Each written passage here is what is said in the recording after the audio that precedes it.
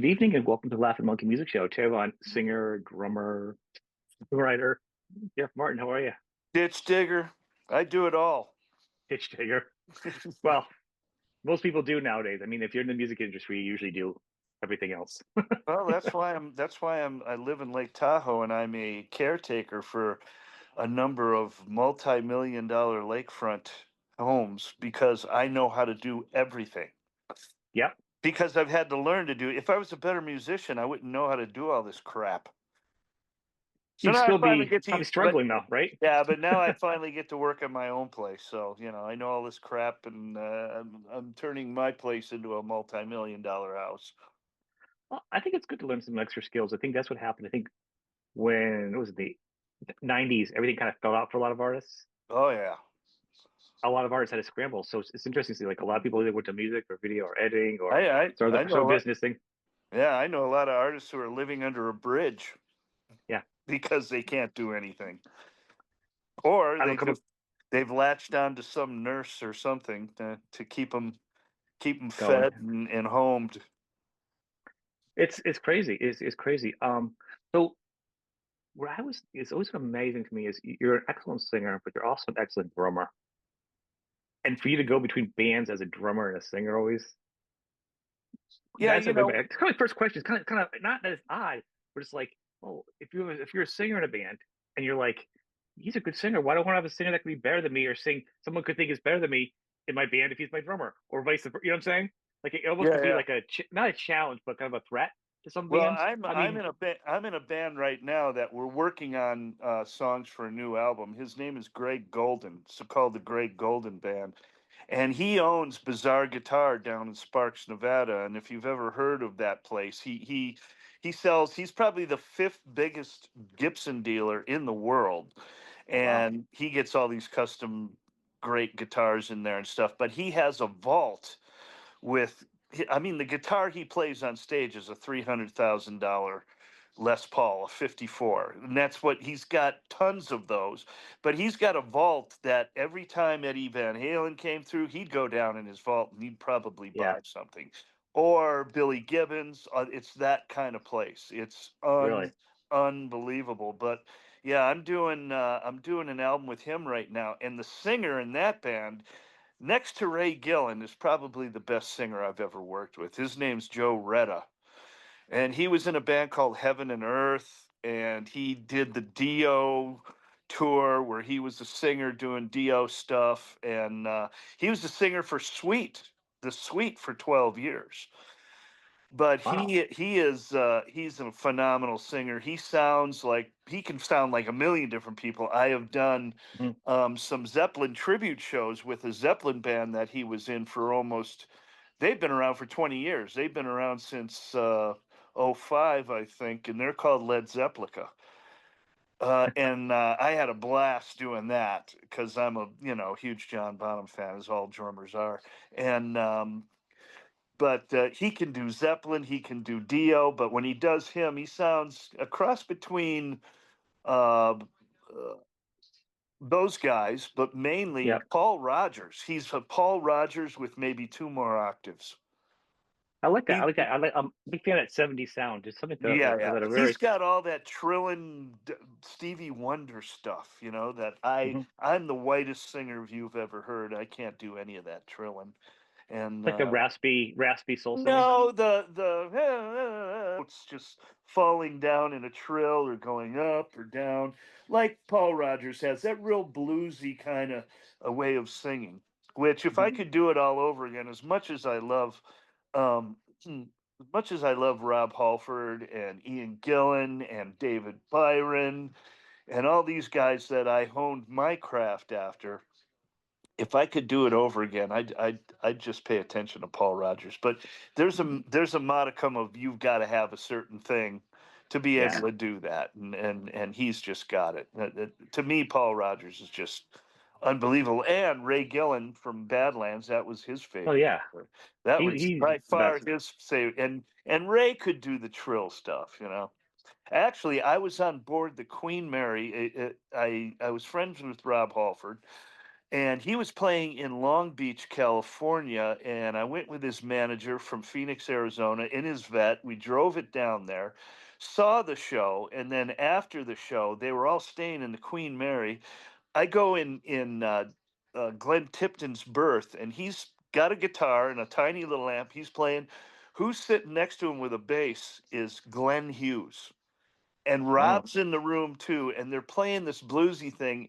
And Rob and Glenn Hughes are having a vocal sing off with trills and stuff. And I was in a band called Surgical Steel, and I should have quit right there.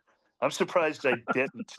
It was unbelievable. Those walls are still reverberating that greatness that was going on. And then afterwards, we got out of the Queen Mary, and of course, down there's a pub connected to the Queen Mary. Um, that's an English pub, and we all went down there and got blasted. And who was there? Iron Maiden. So it was, and I'm this little, teenage lead singer from a goofy band in Phoenix, Arizona, and that was something to remember. that was that was when Rob was what kind of like he left the band, right? Is that when he did No, went no, he solo? was. They No. were doing. There is a track on one of the. If you go on iTunes and buy like one of the any of those albums, British Steel, one of those albums, that they've been Hmm. putting extra songs at the end as bonus tracks. And Yeah. there's one, I think it's Desert Plains, Long Beach, California. He does that whole spiel, and it's Desert Plains, and it's from that night that I was there. Oh wow. Because Yeah. I know he was doing some stuff with Fight right in Phoenix. I know a Oh yeah, producer yeah. that Oh, was out there I doing hand some work with delivered him. I hand delivered Russ Parrish to him from. I was living in L.A. at that time. Of course, I was with Racer X, and no, I wasn't. Racer X had been is was over, and I was starting a band with Russ Parrish from Steel Panther, and he was only 16 years old when I found him through Mike Varney again, and we had a band called Bad Dog, and that didn't quite we got a deal through Atlantic to do demos, and we did the demos, and they didn't bite. Normal shit that I always go through with either Surgical Steel, Racer. We just can't seem to get the big deal. So I went off. That's what busted me from singing to drumming, because Badlands came up, and I know the bass player very well. Grew up with him in Hmm. Phoenix, Arizona, and he said, "Hey, there's tryouts. Come on out." And I had been playing with Russ and Paul in a band called the Electric Fence, playing at MI. So we were doing all these 70s, 60s, and 70s songs. So I was in the zone totally. I've never been a drummer of the 80s at all. Never played drums in the 80s much, just towards the end.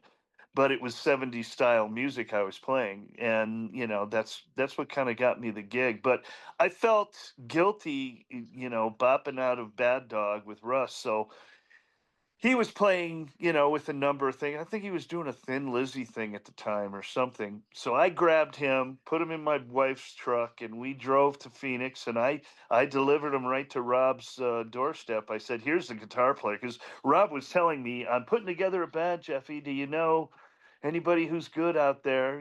Would you think Yeah. Paul would like to do it?" And I said, "Well, Paul's kind of busy with Mr. Big." Right. And so I said, "I got this kid for you, man. He's phenomenal, and he looks great, and he sings good, and of course, Russ is Satchel in Right. Steel Panther. The So Panther. yeah, so he is a bit of a panjadrum himself. I mean, he can play and do anything. Amazing guy, and let alone his humor. He's a funny dude. They all are funny Oh, dudes. I'm It's I'm surprised. I kept telling him I'm surprised after that '70s show, because that was a really, especially the early ones, they hit it on the Mhm. head what it was like, because that's when I grew up.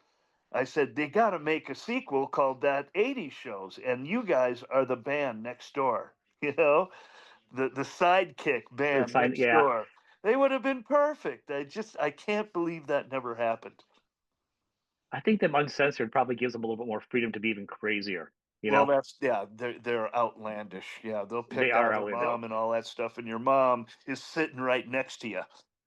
Well, I think they're very self-deprecating, which also makes take the in attitude out of it makes it much more fun. Yeah, and I've seen them How a did million times, and that whole the shtick that they do is different every night. It's not like they have this written out script that they're doing. They may follow some guidelines, but right every night is different, and they go off on a different tangent. And it's pretty amazing. an improvising comedy troupe that plays music well? Oh my How do gosh, you yeah. how did you switch They're from? better. They're better than some bands in the day that they're making Oh fun yeah, I of. agree. I Totally. actually agree. Ralph is an amazing. Talk about doing a Van Halen perfectly. He does David Lee Roth like nobody. He sang in a lot of bands too, though. He sang in, I think he was in Oh LA yeah. Guns for a minute. He did the Oh rounds yeah. too. The industry changes. You got to move. You got to keep working it. Yeah, you do. But how did you make the decision to go from vocals to drums, like in different bands, like to pivot like that, like to go from singing in, in one band, Well, and then like I'm doing when the. I when I'm doing any vocals, it's usually something I'm putting together. My biggest problem is writing with somebody, and I don't do well with people writing my vocal parts because I sing a certain way and I feel a certain way about what I want to sing about. Okay. And my big and Paul and I write great together.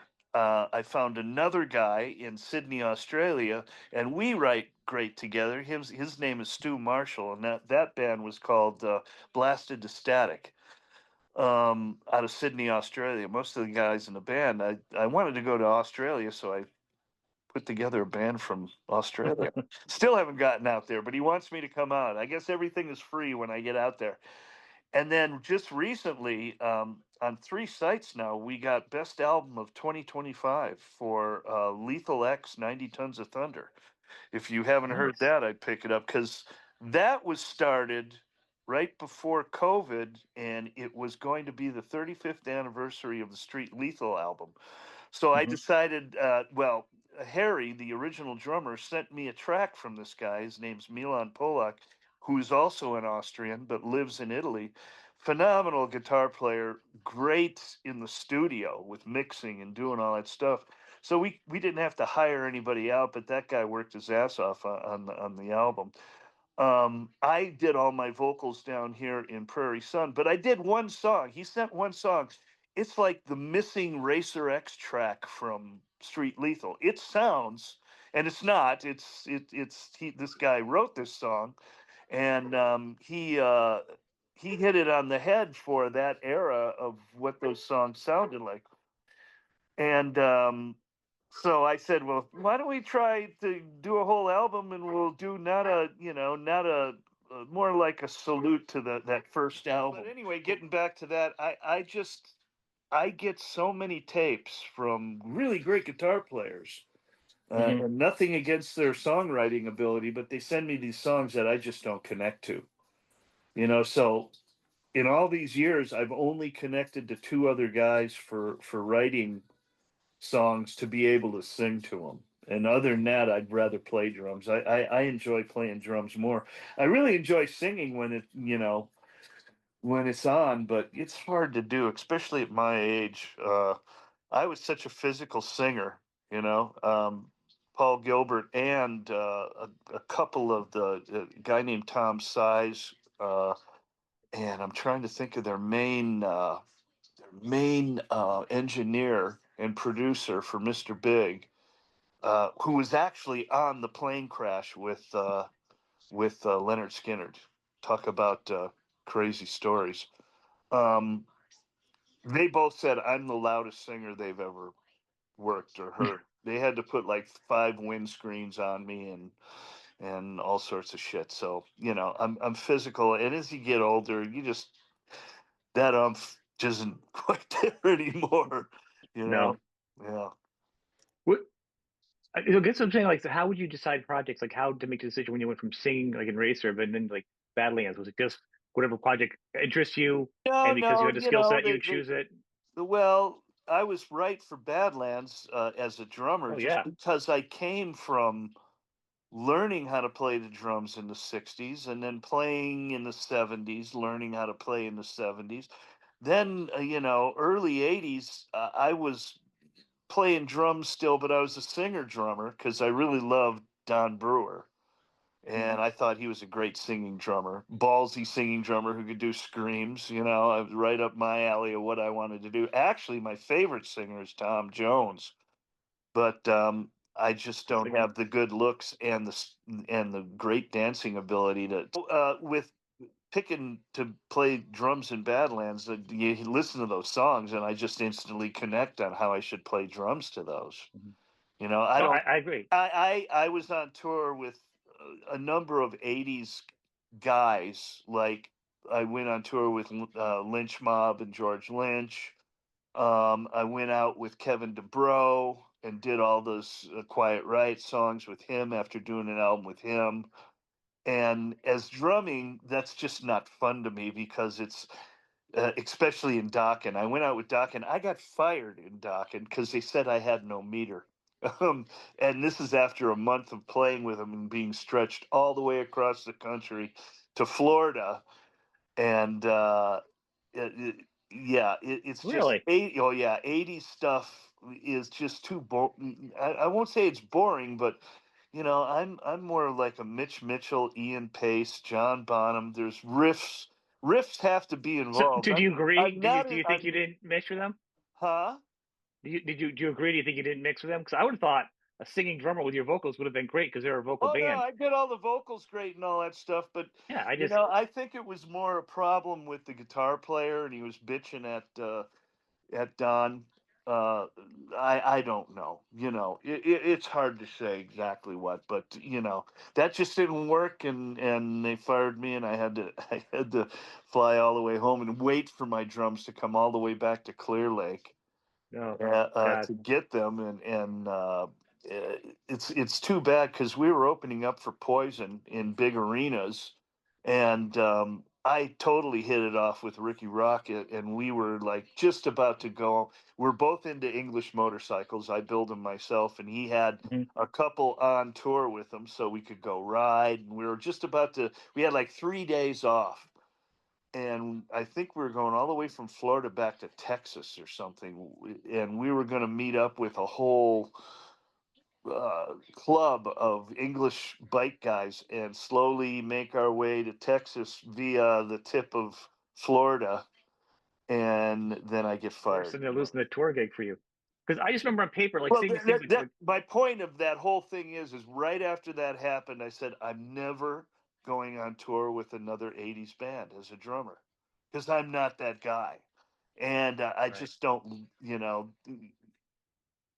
Maybe they'd throw enough money at me to do it, but I doubt that'll happen anymore. I mean, Yeah, it was just weird. Like looking at that, I'm like when I heard that and I saw that, I was like, it didn't make sense. 'Cause I'm like, man, I go on paper that looks really good. funny I thing mean, is I had a rhythm watch, a Tama rhythm watch, yeah. which is a metronome sort of thing, and you can program each song down the list of what the meter is. So what I would do, I wouldn't play to the rhythm watch.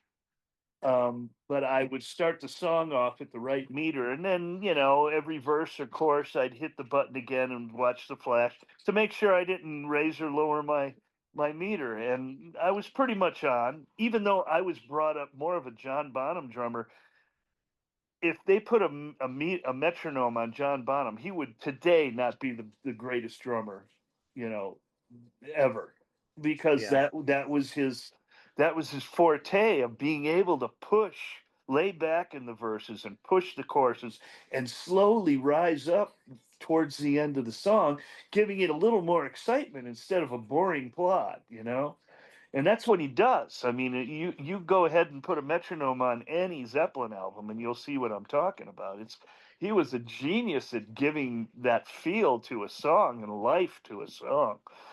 So playing, and sometimes I always make the joke that and Mick Brown's a great drummer, great guy, I love him and everything, Mhm. but he's a machine, and he would play this.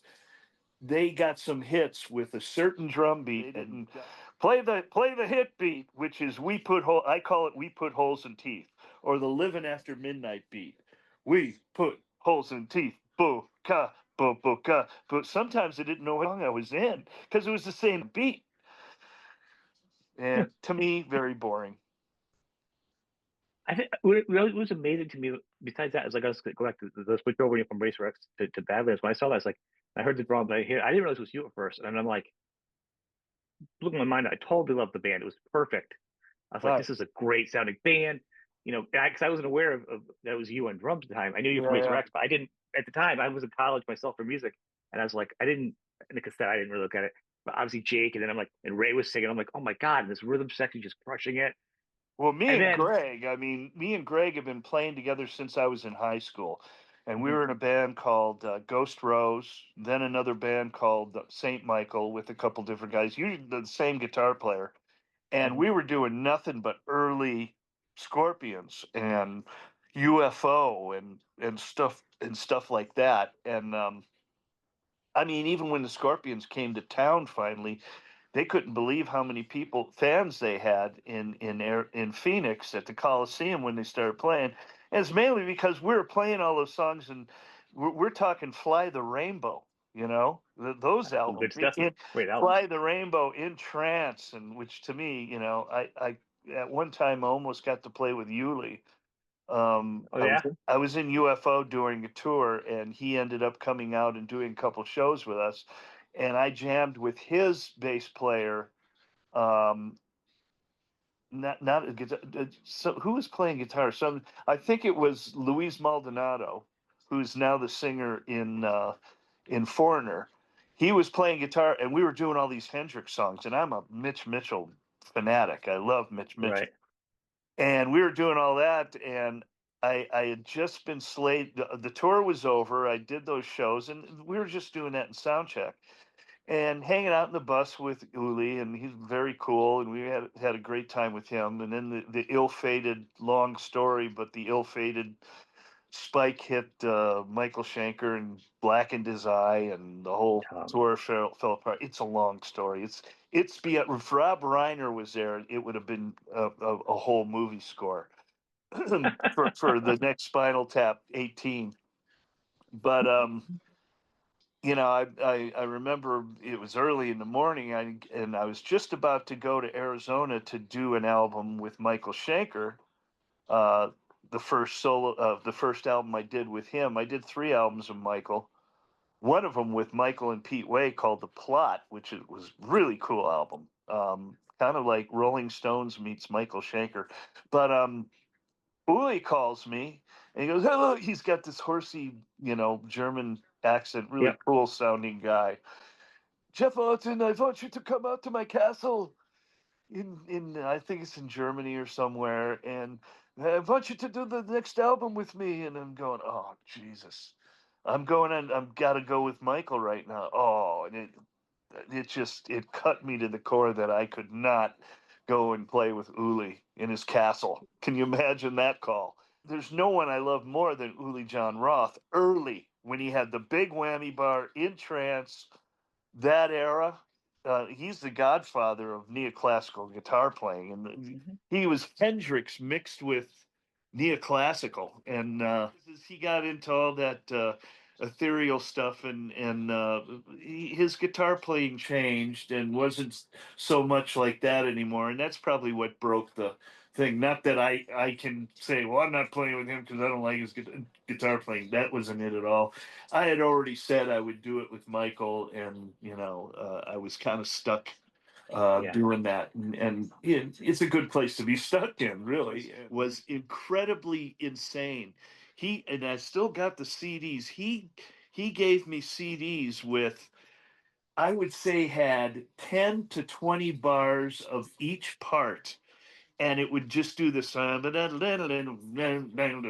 he'd stop, and it'd be there was 100 and I think 127 or 137 different parts, and all I did in the studio was play to each of these parts, and then I'd stop and go to the next part. And working with Michael in the studio is great. He's so creative, and Jeff Martin, I want you to feel like a sunflower seeing the first light of day, and I want you to do that run you do like a Mitch Mitchell thing, you know. And he just gets real excited, and it's so awesome to. But I did that thing where I did all these parts, and I didn't do a lot of runs on that album because these parts would go by so fast. And what they ended up doing when he put that 25 years of MSG together album, Hmm.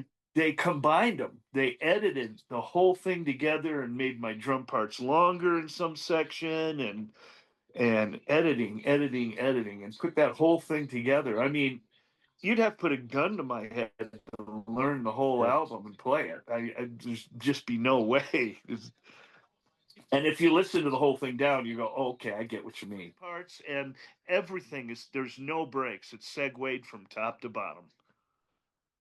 I'll have to go back and listen to the drums myself because I'm not a drummer. So to me, I Yeah. don't usually think drums like that. So I'll have to go back and hear because I've heard the album.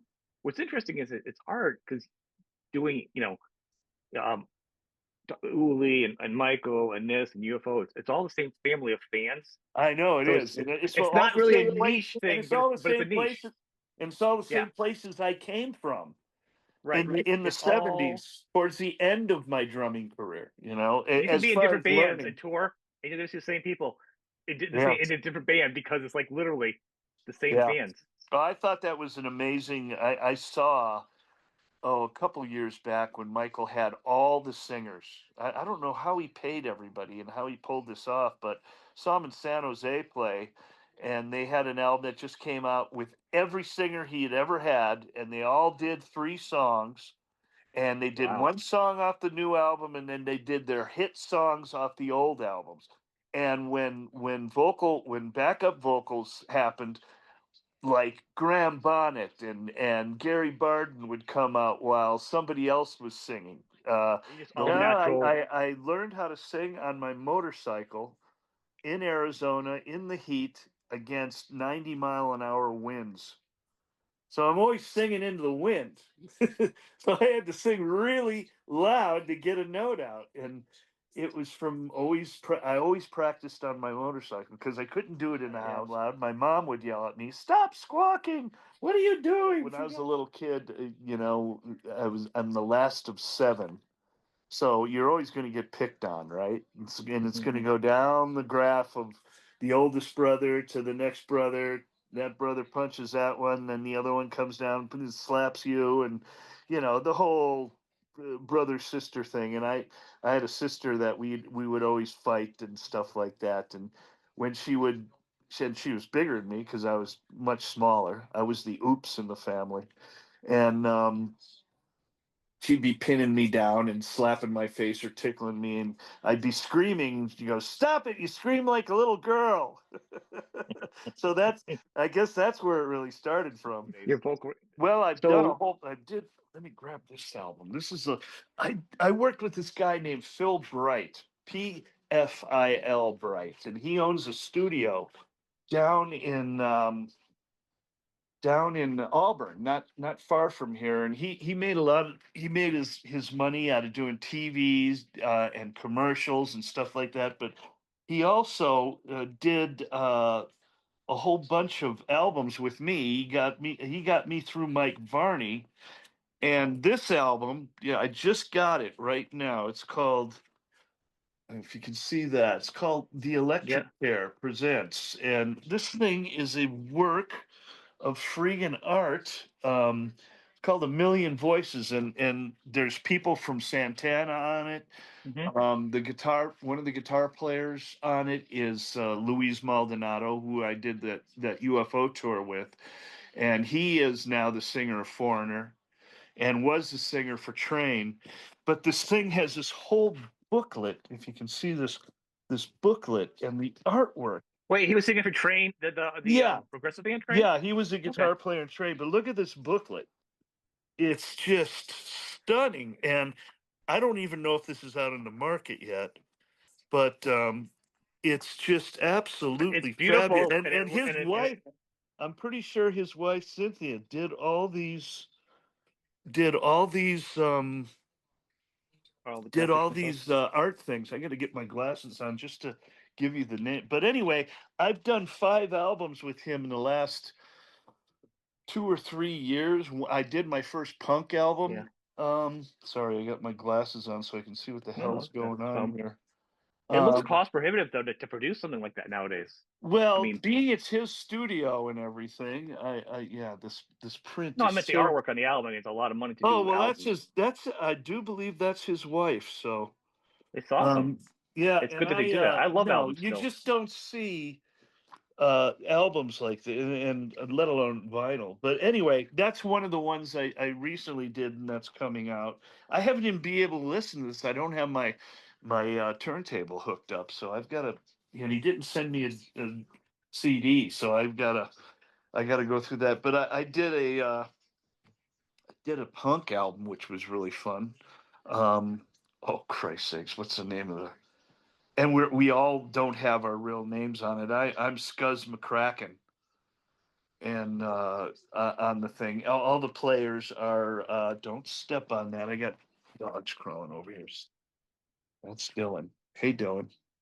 But anyway, yeah, and then like I said, I'm working on some songs right now with Greg Golden. I think this would be album number 3 with this lineup, other than I'm the new drummer in the band. So, and he just did a movie with Rob Lowe, where he's a biker. He's been a bodybuilder his whole life, and so he's in great shape. He looks like he's the nicest guy in the world, but he looks like he could rip your head off, and probably could. And he's a biker in this movie that was just shot here in Reno, and they're going to be using some of the songs uh, that we play from a couple of the previous albums that I don't play drums on. So they want me to redo drums for that for the movie. So I'm kind That's pretty of cool. I'm doing that, and then we're working on new songs as well. So that's what I'm doing right now. And then the Gilbert tour. I just did 2 shows in Portland with Paul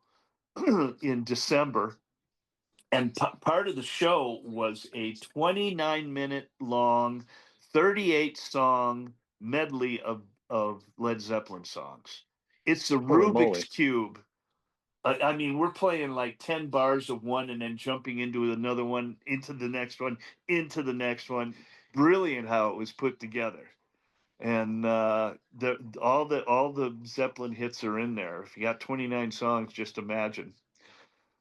I was hoping we Yeah, would do. I was hoping we would be invited to go out and do that at NAMM show, because I don't really go to NAMM show unless I'm playing, because it's just too much for me. I heard it's a lot. I've been living up in Tahoe too long in the pines, and Yeah. don't deal with big crowds as much as I used to. But he's going to be playing with Steve Morse at the NAMM show. So Paul is. They're Yeah. going to do some crazy stuff together. Playing with Led Zeppelin was great. We did one show at a big winery just down the hill from me here, and then we did a couple shows in Hawaii.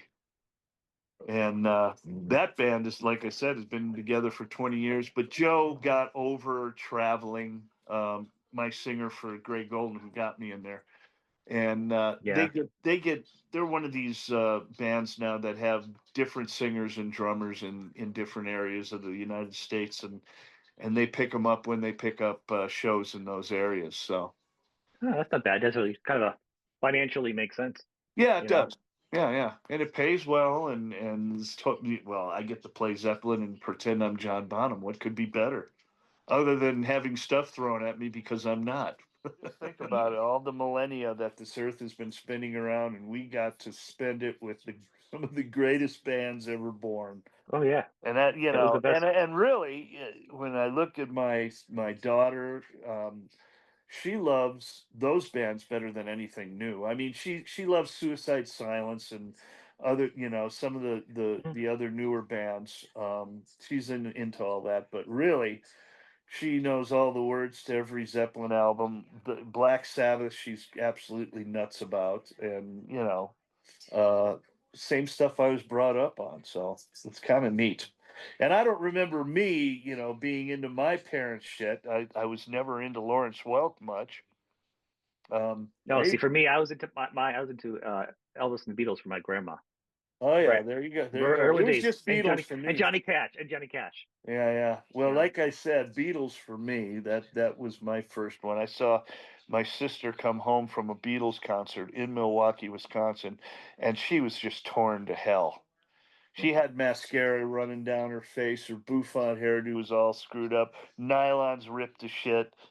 And, I liked Ringo then, and I go, wow, a band can do this to girls? Oh, this sounds like fun. I think I'll I think I'll try this. How long before you noticed how good Ringo was besides just being a drummer? Because he's a special type of drummer. Way You know what I'm later. saying? No, way later. I loved Ringo, and he had such a carefree way of playing his swish hi hat, and how he sat really high and played with his arms straight and low, and Yeah. looked like he wasn't doing anything when he was doing stuff. Right. When Which you're is younger, you didn't cool think about about it. his When you got older, style. you're like, oh my God, what a Well, drummer what he is. happened to me, is Ringo got me started, and I was playing on a TV tray with pennies and a chain. That was my snare drum. And my brother, oldest brother in the family, was a drummer, and I rarely remember seeing his drums because I was so young. But in the attic, the remnants of his drumming, he went off to the Navy. He left some splash cymbals and stuff like this, so I'd nail those onto broomsticks, and that was my kit for a long time. And then, my mom and my grandma had passed away with 7 kids. You can imagine there's not a lot of money flying around. No. My mom had the smallest gift under the tree, and it was a picture of a red sparkle drum set. And boom, that got me started. So even though she was totally against me playing, she had never ever been like, "Oh, you're going to be so great." No, it's always, "What do you want to do that for? When are you going to get that out of your system?" It's always that. And so, It's never easy. but then she got me the drum set, and and did that. But what really changed my drumming and really got me going is my brother Bill came back from Stevens Point. He was going to college there, and on our dining room table was Jimi Hendrix Experience. And I picked up that album and looked at these aliens on the front and on the back. I put that on the uh, on the record player and just lost it. I just couldn't believe somebody could drum that great, be so smooth and have all those licks and constant licks. Even Mitch Mitchell would say, well, I think I was a bit too busy. Not to me. Ainsley Dunbar definitely says he's too busy, but that's because he lost that gig with a flip of a coin. But that really made me not just want to be a drummer. I wanted to be a really good drummer. I wanted to be a drummer like that. So then I started trying to learn rudiments and figure out how he's doing this and that, and yeah. So you know, that's where that took off. And then Ian Pace came. John Bonham, of course, came into the picture through my cousin, and lost my mind on that. And then Ian Pace, I found Deep Yep. Purple myself through that, and unbelievably finesseful, rudimentary, fantastic drummer that Ian Pace Yeah, is. I agree. Yeah, so and And there's then a lot of them. one of the first ones after Ringo, before um, I was into Mitch Mitchell, was Ginger Baker, and the Disraeli Gears album came up, and Yep. at that time I had gotten a snare drum for Christmas, and I had my one cymbal, and my mom rented me hi hats and a floor tom. I had no bass drum, so I was doing Tales of Brave Ulysses with my right hand being my foot. So I kind of learned how to do foot patterns by doing it with my right hand first. And then later on that Christmas, when I finally got the drum set, then I had to relearn how to do it with my foot, even though I kind of knew the patterns, but you got to get the feel right. So there you go. That's pretty. That's amazing. It's amazing. Where can people go to check out to keep track to kind of follow you and see what's going on with you? Is it just a better Um, spot? You know, geez, I don't know, Facebook. I don't know. I'm not that. I don't throw myself out there that much. I just try to play I know with that. That's why people. I'm saying you did this media gallery thing. I was like, all right, well, I'm trying to. Yeah. Well, you come out and see me. We start in Denver. I do believe the 19th of March, January, March. Yeah, yeah, March 19th, and we go all the way till April 31st. We start in Denver and head straight east, um, through Omaha. Not playing in Wisconsin, which pisses me off, my home state. Illinois, PA. We're going to be up and down the West Coast a whole bunch, and this is with Paul's new album, which is probably his best solo album I've heard to date. It's really, really good. Crazy, quirky direction, though. He got this book of etiquette written by George Washington, and it's a Okay. tiny little, very old book.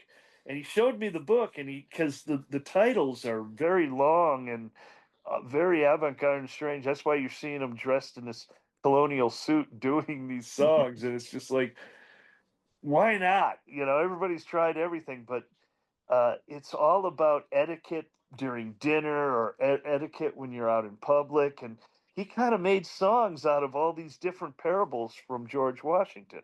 And it's once again his brilliance. He's a genuine, brilliant human being, but he does it like a duck, water off a duck. He does it Yeah. very, very easily and simply. And he's really grown in the last 10 years by not paying attention to shredding so much, which he hates that word. But like he'll spend months learning BB King stuff or how to bend one single note to get the most out of it, and that sort of thing, instead of Yeah. just learning new pentatonic scales or that sort of stuff. He's really built himself into being very super well rounded, and his voice He is is. fantastic on this album, really good. And there's a lot of background vocals, which I'm looking forward to because we both love Utopia. He really loves Todd Runner in Utopia, and there's Mhm. kind of a couple songs vocally that are heading in that direction, which Oh those wow. four guys were unbelievable. The Raw album is just ridiculous. I agree. I like Hmm. that band too. Yeah, I want to thank you for coming on. This has been yeah. a blast. I'm glad we could do this. Thanks So for having me. people look for all the albums he's on. He's everywhere. You probably don't Yeah, even yeah. realize you have an album right now listening to of his. Yeah, well, look up that one that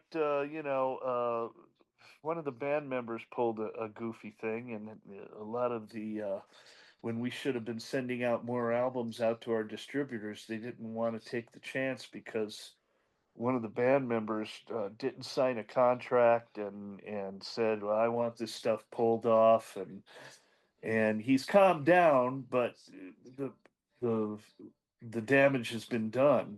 So maybe with us getting best album of the year on KNAC and a number of sites, and Hmm. it is a good album. If you like, it's kind of Racer Xy. It's more Racer Xy than I've done with anything else. So if you like Yeah. Racer X stuff, Yeah. and Paul Gilbert's on 3 tracks, and Billy Wow. Sheehan's on 1 track. So and that's called 90 Tons of Thunder by I called it Lethal X. And the album cover is actually an F1 car.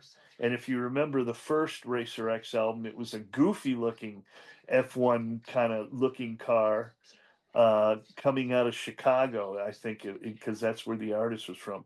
So I have that car in the rear view mirror of the car on the cover. Like we're Okay. Well moving played. forward, but we're looking back. Notes That's are pretty good inaccurate. everything. Yeah, But Jeff, right. I want to thank you. Thank you very much. Okay. It's been fun. I appreciate it. Thanks a Thank you. lot.